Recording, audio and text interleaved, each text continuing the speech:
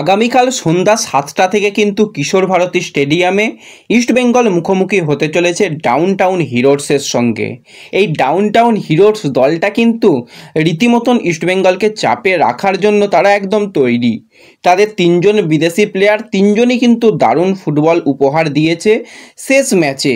এবং ড্যারিয়াসের কথা অবশ্যই বলতে হয়, সে কিন্তু ইস্টবেঙ্গলের ট্রায়ালে এসেছিল এবং ইন্ডিয়াতে তার প্রথম আসা ইস্টবেঙ্গলের ট্রায়ালে, পরবর্তী সময় কিন্তু আই লিগে ফিরে গিয়েছিল এবং বর্তমানে কিন্তু ডাউন টাউনের হয়ে শেষ ম্যাচে জোড়া গোল করেছে, দুর্দান্ত ছন্দে রয়েছে। তো সেই দলকে হারাতে গেলে ইস্টবেঙ্গলকে কোন কোন জায়গায় ভালো ফুটবল খেলতে হবে, কোন জায়গাতে ইস্টবেঙ্গল কতটা এগিয়ে রয়েছে, কাদের জেতার সম্ভাবনা কতটা রয়েছে, সেই নিয়েই কিন্তু আমরা কথা বলবো এই ভিডিওতে।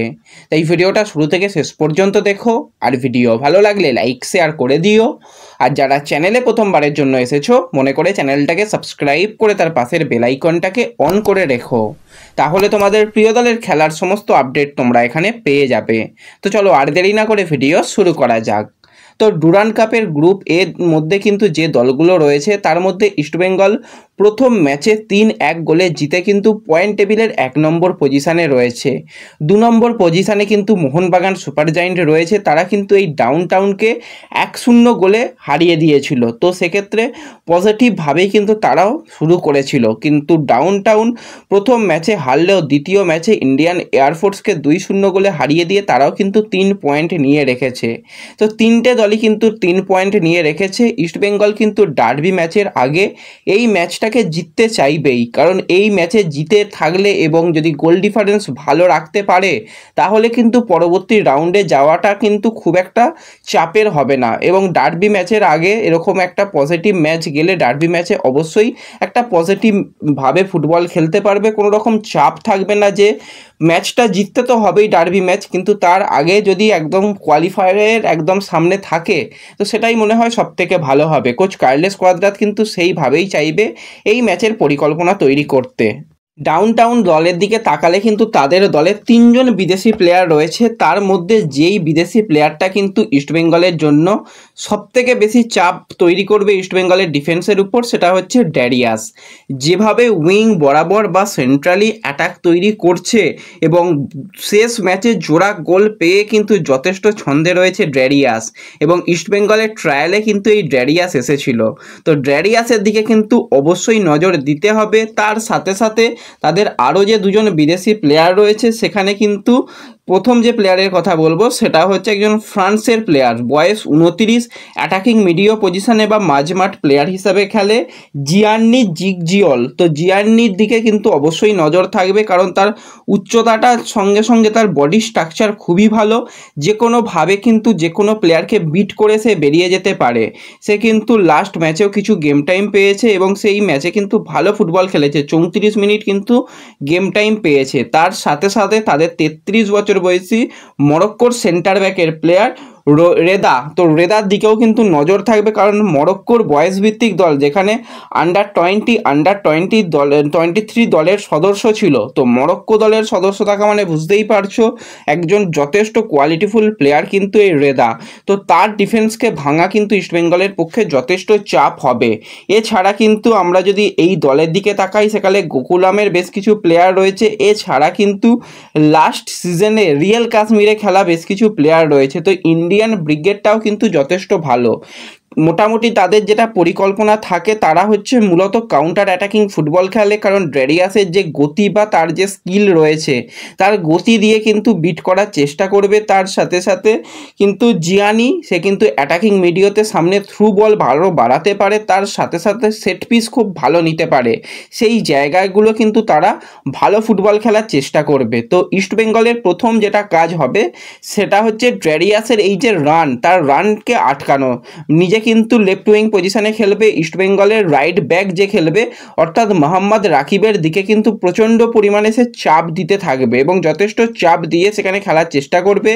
সেই জায়গাতে ইস্টবেঙ্গল যদি মাঝ মাঠের একজন প্লেয়ারকে কমিয়ে উইংয়ে যদি একজন প্লেয়ারকে নিয়ে আসে এবং মাঝ মাঠে যদি সেক্ষেত্রে মাধি তালালকে নিয়ে আসে সবথেকে ভালো হবে। উইংয়ে ভিষ্ণুকে দেখতে চাইছি, কারণ ভিষ্ণু এলে কিন্তু সেই জায়গাটা সবথেকে ভালো হবে, কারণ ভিষ্ণু তার যে স্কিল রয়েছে, তার যে গতি রয়েছে সেইভাবে কিন্তু সে যখন অ্যাটাক করবে তখন অবশ্যই ড্যারিয়াসকে কিছুটা হলেও নিচে নেমে খেলতে হবে। ড্যারিয়াসকে যদি বেশি স্পেস দেওয়া হয় সে কিন্তু যে কোনো মুহূর্তে গোল করে দিতে পারে। মোহনবাগান সুপার জায়েন্টের বিরুদ্ধেও কিন্তু প্রচুর পরিমাণে ডেঞ্জার ক্রিয়েট করছিল ড্যারিয়াসকে যে কোনোভাবে কিন্তু ম্যান মার্কিংই বলো বা যদি এরকম অপোনেন্ট দিক থেকে যদি প্রেসার রাখা যায় সেটা সবথেকে ভালো হবে। ড্যারিয়াসের উপর যতটা চাপ রাখা যাবে ততটাই ভালো। তার সাথে সাথে যে তাদের ডিফেন্ডার রয়েছে রেদা, তো রেদা কিন্তু সে এরিয়াল ডুয়েলে খুবই ভালো তাকে দেখে মনে হয়েছে। তো সেই জায়গায় কিন্তু অবশ্যই মাধি তালালকে কিন্তু আলাদা ভূমিকা নিতে হবে, কারণ মাধি তালাল যদি কিছুটা ফলস 9 পজিশনে খেলে আর উপরে যদি ডেভিডকে রেখে ডেভিড আর মাধি তালালের জুটিটা যদি ঠিকঠাক ক্লিক করে, এবং যেটা সবথেকে ভালো প্র্যাকটিসে হচ্ছে দূরপাল্লা শট, সেই দূরপাল্লা শট দিয়ে কিন্তু বিট করে দিতে পারে ইস্টবেঙ্গল। তো এই দুটো জায়গা যদি ইস্টবেঙ্গল ঠিকঠাক করতে পারে তাহলেই কিন্তু ইস্টবেঙ্গল বাজিমাত করতে পারবে। হয়তো খাতায় কলমে দেখলে ইস্টবেঙ্গল অ্যাডভান্টেজ পজিশানে রয়েছে, তারা যথেষ্ট ভালো প্রথম ম্যাচে ফুটবল খেলেছে, কিন্তু প্রতিটা ম্যাচ হিসাবে কিন্তু কার্লেস কোয়াদ্রাত এগোতে চাইবে। এবং এই ম্যাচে সর্বোপরি যেহেতু কিশোর ভারতীতে খেলা, অনেক দিন বাদে ইস্টবেঙ্গল দল কিশোর ভারতীতে খেলবে, সেই মাঠটাকে কতটা ভাবে ব্যবহার করতে পারবে সেই দিকে কিন্তু অবশ্যই নজর থাকবে। কারণ ইস্টবেঙ্গল লাস্ট কিশোর ভারতীতে ম্যাচ খেলেছিল মানে গত বছর ডুরান্ড কাপের সময়, তারপর কিন্তু কিশোর ভারতীতে খেলেনি, সমস্ত ম্যাচই কিন্তু তাদের যুব ভারতীতে খেলতে হয়েছে। তো মাঠের কন্ডিশন কীরকম থাকে সেই দিকে কিন্তু অবশ্যই নজর থাকবে। এবং মাঝ মাঠে কিন্তু জিকসানের ভূমিকাটা অনেক বড় হতে চলেছে।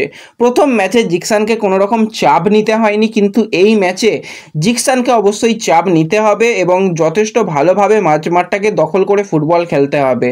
এবং প্রথম ম্যাচে কিন্তু লালচুংনুঙ্গার পারফরমেন্স সত্যি কথা বলতে আমার খুব একটা ভালো লাগেনি। হিজাজি সে কিন্তু পুরোপুরি একদম ম্যাচ ফিট ছিল না, দেখে বোঝা গেছে। তো সেই দুজন ডিফেন্ডারকে কিন্তু সতর্ক থাকতে হবে, কোনোভাবে ডেরিয়াসকে যদি সুযোগ পেয়ে যায় সে কিন্তু গোল করে দিতে পারে। গোল খেলে হবে না, প্রথম যেটা কাজ ক্লিন শিট যদি রাখতে পারে এবং যদি 2-0 বা 1-0 গোলেও জিততে পারে তাহলেও খুবই ভালো। ক্লিন শিট যত রাখবে ততই কিন্তু ভালো হবে। গোল যদি খেয়ে যায় সেক্ষেত্রে দুটো গোল করতে হবে, যদি একটা গোল খেয়ে যায় তবে ম্যাচ জিততে পারবে। তো সেই জন্য কিন্তু ক্লিন শিট রাখাটা অবশ্যই দরকার। তো তোমরা কি মনে করছো কালকে ম্যাচের রেজাল্ট কি হবে, কোন দল কত গোলে জিততে পারে? স্কোর লাইন প্রেডিকশনটা কিন্তু আজ থেকেই শুরু হয়ে যাক। তো আমার যেটা মনে হচ্ছে ইস্টবেঙ্গল কিন্তু এই ম্যাচেও কিন্তু একাধিক গোল পেতে পারে। তো সেক্ষেত্রে 2-1 বা যদি 3-1 গোলে ইস্টবেঙ্গল রেজাল্ট আনতে পারে সবথেকে ভালো হবে, তাহলে কিন্তু ডার্বির আগে একদম ফ্রি ফুটবল খেলতে পারবে। গোল ডিফারেন্স বাড়িয়ে রাখলে কিন্তু পরবর্তী সময় কোয়ালিফিকেশনও হয়ে যাবে। তো তোমরা কীরকমভাবে ম্যাচটা দেখছো, কালকে কারা কারা ম্যাচ দেখতে যাচ্ছ কমেন্টে জানিও, আর ভিডিও ভালো লাগলে লাইক শেয়ার করে দিও। তো দেখা হচ্ছে পরবর্তী ভিডিওতে, ধন্যবাদ।